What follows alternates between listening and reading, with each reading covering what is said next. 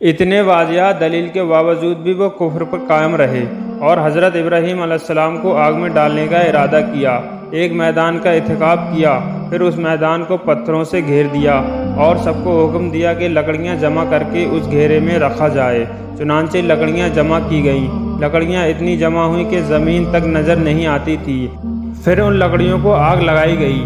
جب آگ کے شعلے آسمان سے باتیں کرنے لگے تو حضرت ابراہیم علیہ السلام کو آگ میں ڈالنے کے لیے ایک جھولا تیار کیا اور اس میں ابراہیم علیہ السلام کو رکھا گیا۔ اس وقت حضرت ابراہیم علیہ السلام نے یہ دعا پڑھی، حسبنا اللہ و نعم الوکیل۔ ترجمہ: ہمیں اللہ کافی ہے اور وہی بہترین کارساز ہے۔ بعض روایت میں آیا ہے کہ جب حضرت ابراہیم علیہ السلام کو آگ میں ڈالا جانے لگا تو حضرت جبرائیل علیہ السلام آئے اور کہا، اے ابراہیم، اگر کوئی حاجت ہو تو میں حاضر ہوں۔ حضرت ابراہیم علیہ السلام نے کہا، اگر تم اپنی مرضی سے آئے ہو تو مجھے تمہاری کوئی ضرورت نہیں۔ چنانچہ جب حضرت ابراہیم علیہ السلام کو آگ میں ڈالا گیا تو وہ اللہ کے حکم سے سلامتی کے ساتھ ٹھنڈی ہو گئی۔ بعض روایت میں ہے کہ حضرت ابراہیم علیہ السلام فرمایا کرتے تھے، مجھے ان دنوں جو راحت و سکون تھا ویسا آگ سے نکلنے کے بعد نہیں ہوا۔ سبحان اللہ! اتنا بڑا معجزہ دیکھنے کے باوجود صرف حضرت لوط علیہ السلام کے علاوہ کوئی اور ایمان نہ لایا۔ آگ کا واقعہ جب نمرود بادشاہ کو معلوم ہوا تو اس نے حضرت ابراہیم علیہ السلام کو اپنے دربار میں بلایا اور اللہ تعالیٰ کے بارے میں پوچھا تو حضرت ابراہیم علیہ السلام نے کہا، میرا رب وہ ہے جو زندہ کرتا ہے اور مارتا ہے۔ جواب میں نمرود بادشاہ نے کہا، میں بھی زندہ کرتا ہوں اور مارتا ہوں۔ چنانچہ اس نے حکم دیا کہ جیل سے 2 آدمیوں کو لایا جائے اور دونوں کو سزائے موت کا فرمان تھا۔ نمرود نے ان میں سے ایک کو موت کا حکم دیا اور ایک کو رہا کر دیا۔ اس سے اس نے یہ ثابت کرنا چاہا کہ وہ بھی زندہ کر سکتا ہے اور مار سکتا ہے۔ اس پر حضرت ابراہیم علیہ السلام نے فرمایا، بے شک اللہ سورج کو مشرق سے لاتا ہے، تو اس کو مغرب سے لے آ۔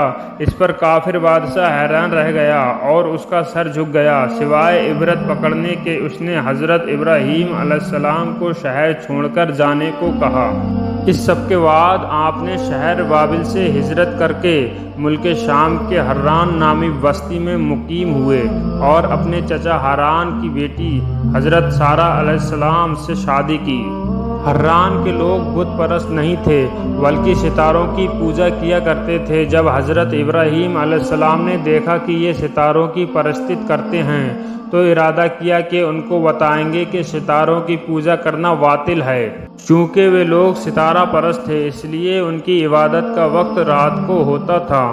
چنانچہ حضرت ابراہیم علیہ السلام یہ دکھانے کے لیے کہ ان کی عبادت باطل ہے، ایک رات اللہ تعالیٰ نے آسمان کے دروازے اور پردے کھول دیے تو حضرت ابراہیم علیہ السلام نے چاند، ستارے اور آسمان کی پوری سلطنت کو دیکھا۔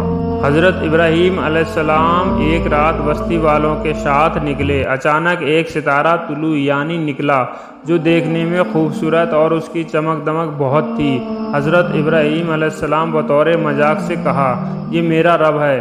پھر جب کچھ دیر بعد ستارہ غروب ہو گیا تو کہنے لگے، یہ غروب ہو گیا ہے، یہ میرا رب کیسے ہو سکتا ہے جو چھپ جائے، پس میں غروب ہونے والے کو پسند نہیں کرتا۔ اگلی رات پھر سب لوگوں کے ساتھ نکلے تو چاند کو دیکھا، یہ شکل صورت میں ستاروں سے زیادہ خوبصورت اور روشن تھا، لیکن جب وہ بھی غروب ہو گیا تو حضرت ابراہیم علیہ السلام کہنے لگے، اگر میرے رب نے ہدایت نہیں کی تو میں گمراہ لوگوں میں شامل ہو جاؤں گا۔ اے اللہ، تو کہاں ہے؟ میری رہنمائی فرما۔ ان باتوں سے حضرت ابراہیم علیہ السلام ان لوگوں کی رہنمائی فرما رہے تھے تاکہ وہ غور کریں۔ پھر جب دن میں سورج طلوع ہوا تو آپ کہنے لگے، یہ میرا رب ہے، یہ تو سب سے بڑا ہے۔ پھر ان کے طرف متوجہ ہو کر کہا، تم رات کو چھوٹے چھوٹے رب کی پوجا کرتے ہو، کیوں نہ اس ایک ہی بڑے رب کی پوجا کرو؟ لیکن جب وہ بھی غروب ہو گیا تو کہنے لگے، میں تو تمہارے شرک سے بیزار ہوں، یہ معبود کیسے ہو سکتے ہیں؟ ان میں تو تبدیلی آتی رہتی ہے۔ پھر اپنی قوم کی طرف مخاطب ہو کر کہا، میں اپنا رخ اس کی طرف کرتا ہوں جس نے آسمانوں کو یکسو ہو کر پیدا کیا، اور میں شرک کرنے والوں میں سے نہیں ہوں۔ پھر بھی وہ لوگ ایمان نہیں لائے۔ حضرت ابراہیم علیہ السلام نے وہاں سے بھی ہجرت کی اور فلسطین میں رہائش پذیر ہوئے، وہیں زندگی گزارنے لگے۔ حضرت ابراہیم علیہ السلام کے ساتھ حضرت لوط علیہ السلام بھی ساتھ رہتے تھے۔ ابراہیم علیہ السلام نے حضرت لوط علیہ السلام کو صدم کی طرف بھیجا، جہاں کے لوگ سرکش اور بددین ہو چکے تھے۔ حضرت ابراہیم علیہ السلام نے کل 175 سال کی عمر میں وفات پائی۔ آپ سے پہلے حضرت ہاجرہ علیہ السلام نے وفات پائی اور حضرت سارہ علیہ السلام نے 127 سال کی عمر میں وفات پائی۔ حضرت ابراہیم علیہ السلام کے ساتھ ساتھ حضرت لوط علیہ السلام، حضرت اسماعیل علیہ السلام اور حضرت یعقوب علیہ السلام کا قصہ جڑا ہے، لیکن ایک ہی ویڈیو میں بتانا ممکن نہیں، اس لیے ان تینوں حضرات کا قصہ الگ الگ ویڈیو میں بیان کیا جائے گا انشاءاللہ۔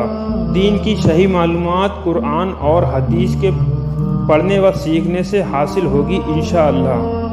یہ ویڈیو حضرت ابراہیم علیہ السلام کا دوسرا پارٹ ہے۔